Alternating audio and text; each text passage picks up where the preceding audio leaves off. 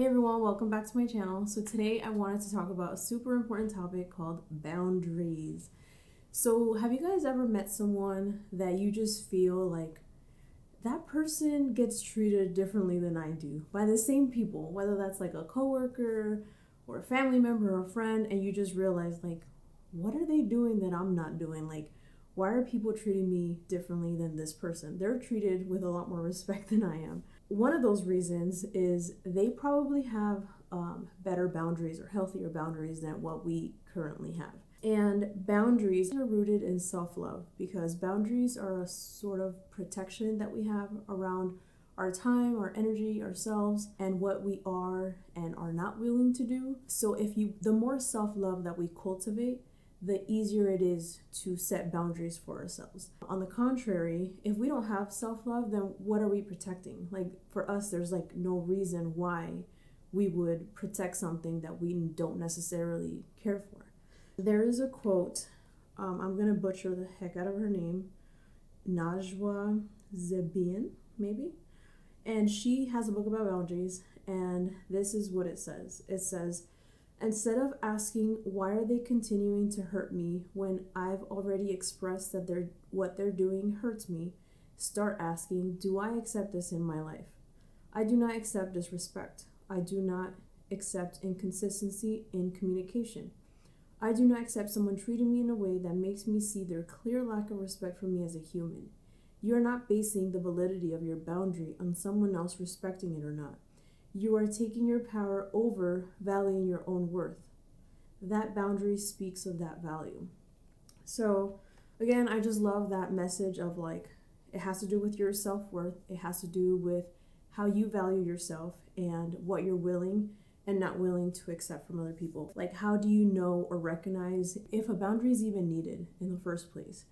So personally for me, like I feel it in my body. Like my heart starts racing when I start feeling like I'm not comfortable in a situation or I'm feeling disrespected. You start feeling resentful towards certain people, and it could be that, maybe it's a one-sided friendship where you're always there for this person and this person's not really reciprocating that love in return. You're afraid to say no to someone, and that could be anything, right? Like, hey, do you want to go out? And in your mind, you're like, I don't, or I don't have time for that, or I have other priorities. But you say yes because you don't want to hurt their feelings, or you just don't want to feel uncomfortable in that situation. You dread interactions with certain individuals. Like if a certain person asks me like, hey, can I come over? Or hey, do you want to do this? I feel it in my body like, no, I do not. Like I'm dreading that interaction. Even like before, during, or after, I just feel exhausted. Like, wow, like I don't have any energy anymore because I was with, this person. So what do you do once you recognize like, okay, like I probably have to have a boundary with this certain individual, or even about certain topics, or even at work, like it could be a lot of things. So number one for me, I would say, is to recognize that it's probably going to feel uncomfortable. When you have certain relationships or even like certain roles that you play in a family or at work or with your friends, maybe you're that go-to person. Maybe you're the person that, you get reached out for like an emotional dumping ground. In a way, you kind of like set yourself up to be that person. So, if people are getting value out of this, it's going to be uncomfortable for them. Like, how come they're not picking up my calls? Or how come I'm not able to speak about these topics like I used to? Or it's going to feel uncomfortable, but don't let that discomfort make you feel like there's something wrong with your boundary or that you need to remove your boundary or anything like that. The second thing I would say is detach yourself from the end result. So regardless of how that person sees it, whether they like it or don't like it, or they feel weird about it, or they are clearly upset, it doesn't matter. It doesn't matter how that person feels about the boundary, because again, self-love, right? Self-love is what's best for me in this situation, what's hurting my feelings, what will I no longer allow. So detach yourself from how that person reacts, because most of the time, if the person's upset or disappointed or mad, it's because they were, getting a lot of value out of whatever you were doing for them. But another thing to keep in mind with that is if they are upset, then that probably means that that boundary was supposed to be there to begin with, because why would they get upset in the first place? Be specific and be assertive. And when I say assertive, a lot of times people confuse that with like aggressive or mean or biatchy, and it's not any of those things. It's just being direct and clear with what it is that your expectations are. With being specific and assertive is don't over explain. And that's something that I struggled with. Like I would give excuses or even reasons as to why, I wasn't going out or I wasn't doing this or whatever. And then some people would be like, find solutions for my reasoning. They'd be like, oh, you don't want to go out at 10? Okay, let's go out at 9, and it's like, I found myself like having so much, pouring so much energy and like even saying no. I'd be like, no, I have to do this, I have to do that. Or, I would justify and over explain myself. And that is a trauma response. I didn't know that at the time. That's a trauma response. In my example, like I felt like I always had to like prove to my parents, like, I want to go out with my friends. Like they were very strict. I want to go out with my friends. Well, why are you going out with your friends? What are you going to do? Who else is going to be there? And like I always had to come up with like reasons as to why I wanted to do things or justify things that I wanted to do. Then I would say the next thing is stick to your boundaries. And that goes for boundaries that you have for yourself as well as other people. So what I've been trying to do over the last couple of weeks, I was doing it pretty good last fall, because I had a coach. I was working out, 5 times a week, and I was going to the gym. I was eating healthy. And then, we moved and my schedule went to nothing. And it was really hard to get back into it. So now my rule is I work out in the morning. And typically that's before my daughter wakes up. And that just makes everything easier for everyone. But in the case that I sleep in because I had a rough night, or she wakes up early because she had a rough night, I still try to maintain the working out in the morning, because I've seen that if I don't do it in the morning, I'm not going to do it in the afternoon. I'm not going to do it at night because I'll be completely exhausted. So for me, it's very important for me to do it first thing in the morning. And this is something that other people, which in my situation is my husband, he's not always thrilled to be taking, care of the baby first thing in the morning if he's used to like waking up at a certain time. And this is something that I've communicated with him. Number one, I had to detach myself from like his feelings, because his feelings are valid in his own right. He's tired. He went to sleep late. So, I get it. But at the same time, this is what I need to do. This is part of my self-care routine. This is part of my self-love routine. And, this is just something that we're going to have to work out together. Those are, I would say, are my boundaries, my rules. And then for other people is when you say that, for example, like you don't want to talk about politics with your family and they start talking about politics, then you say, if you continue talking about politics, I will leave the room. You actually have to do it. Like you have to go through the discomfort of like looking awkward. Another example would be like with my daughter. Again, she's 2, and I don't know what it is with Play-Doh. Like she will probably not eat breakfast, but she will go in on the Play-Doh. And I tell her like, hey, like you can play with the Play-Doh, but if you start eating it, I'm gonna have to take it away. And she looks at me like, bet. And then I actually have to do it because she tries to eat it every single time. So it's like, if I don't take it away, next time I come out with a Play-Doh, she's going to have even more of a hard time, because it's like I'm not being consistent with it, right? Or she doesn't know what to expect. Like, well, last time she didn't take away the Play-Doh, so maybe this time she won't. If we're being inconsistent, then they're not going to be aware that this is actually a boundary that they have to respect. So I also wanted to kind of talk about some examples of what this can look like. In my case, I feel like I receive a lot of unsolicited advice, which I do not like. Especially when it comes around like parenting, just because we have different viewpoints with family members or even friends of what that should look like.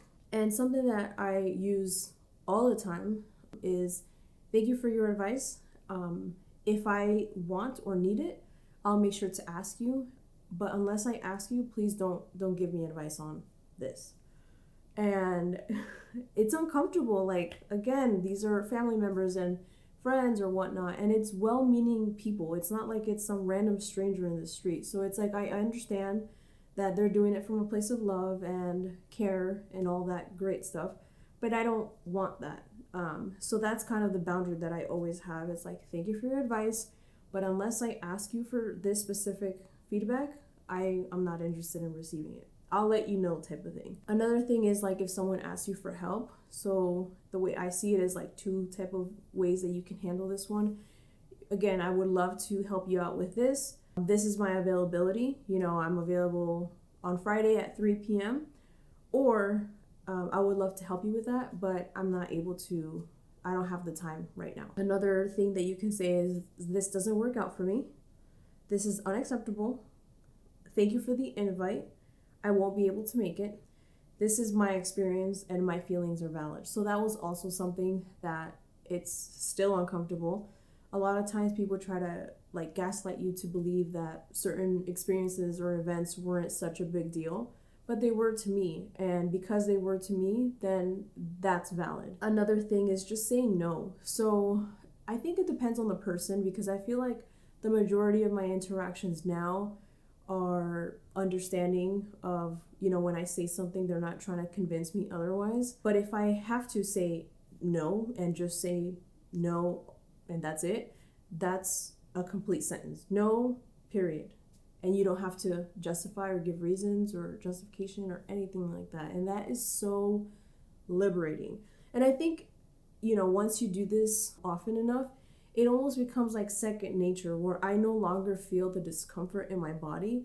I can just say what I have to say, and I don't have to overanalyze it or think if I'm hurting their feelings or not, or think if, wonder if I'm being mean or too assertive or anything like that. It's just how I communicate now. And I actually have like a story that happened about a week ago. I was at a play date with my daughter, two friends and their kids, and one of the girls needed a ride back home, and I had already offered to drive her home. So it's us two in the front and the two girls in the back, and her husband calls her or texts her, I can't remember, and he's like, hey, I really want you to go look at a car. And I can tell by her voice she was very uncomfortable with asking me. She's super sweet, super nice. And I told her, I'm like, hey, like if you need, I can take you there. And she told me, oh no, like I don't want to, disturb you, or I don't want to impose that on you or anything like that. And I told her, I was like, listen, I'm at the point finally that you don't have to worry about me feeling like doing something because I want you to like me or accept me or whatnot. If I'm offering something, it's because I want to do it. And in that point, it like hit me like, wow, like I've come a long way, because it was not always like that for me. Most of my life was not like that for me. So, and she was able to kind of like calm down. I told her, I'm like, hey, whatever decision that you make it based on what you and your husband are trying to do, but don't try to feel or like think that you're inconveniencing me, because if I wasn't able to or I didn't want to, I would tell you, hey, I can't do it. And after that, like I saw like this relief come over her, like, okay, yeah, like if you can take me, that'd be great, whatever. So we get to the place, and at this point, my daughter did start having a little bit of a meltdown in the back of the car. And it was like right before nap time, right before lunchtime. So it was no longer something that I was able to continue doing. And I had told her, like, hey, I would love to stay, but I have to go home now. And her husband was going to come during lunch, so it all worked out.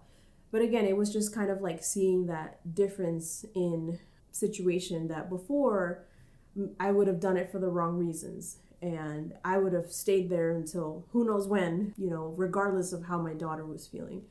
And now I could just, feel so liberated and just feel like these interactions that I'm having, the things that I'm doing is because I want to do it, not because I want to be seen or portrayed as a certain type of individual. So that was huge for me. The next story I have was actually a friend that I've known her forever. Like, I think when we met, I was probably 5-ish. Like, literally, it's been forever. And our parents were friends, and then we went to the same church. So I always knew her, but I didn't really start like getting to know her until we went to college. We ended up going to the same college. We were roommates. And in 2018, we were both going through a very hard time in our lives. And I was that go-to friend that, was there for her emotionally quite a lot. And that was kind of like how our friendship dynamic was at the time. And I was able to do it for the most part, obviously, because this was just a couple years ago, 2018, until I wasn't able to do it anymore. And because I was going through my own journey and my own struggles, it no longer felt aligned with the person that I was trying to become, because I was already going through so much at the time, and I wasn't able to, that was my thing, I wasn't able to ask for help. So it was almost like, here's everything, I'm just giving, and it felt like she was just taking, and then I wasn't getting that back. And we ended up ending our friendship in 2018. We both have very valid reasons until 2022 was when we reached out to each other, which was super random. I apologized, she apologized. We were both in the right and the wrong at the same time for different reasons. Something that she said that really caught me off guard was like, how was I supposed to know you were even going through all this when you never told me? And I'm like, that is very valid. Like, wow. So it was interesting because at that point we were deciding like, are we going to be friends again? Like, or was this just like, apology accepted, now let's move on with life? And as we were talking, we just told each other like, hey, these are the expectations, boundaries that I have. And one of the things that she told me is like, if you're struggling through something, like, I want to know. Like, I'm not a mind reader. I'm not just gonna know exactly what you need at the exact time. And if you're feeling a certain type of way, if you feel like I'm taking or using you, or you feel resentful, I want to know about that too. And then I told her like, yeah, I feel like our relationship was very lopsided back in the day. And I would really want it to be more of a 50-50 type of relationship where we both give and take, and we both fill our cups, and we both feel really good about each other. So after that conversation, it was just a 180 for both of us and our relationship. And now, to this day, we're so much closer because we have those boundaries.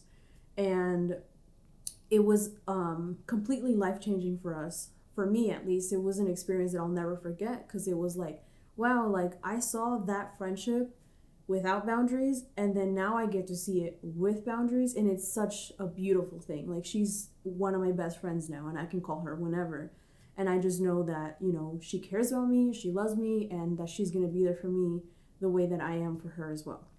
Anyway, so this is what I wanted to talk about today. I hope that you guys got value out of this and that you guys can implement this in your life. I know that as you implement these things, that relationships just get better. Some of them might go away, and that is totally okay. That just means that better relationships are coming to you. Anyway, that's it for now. Bye. Okay, 1, 2, 3, go. 1, 2,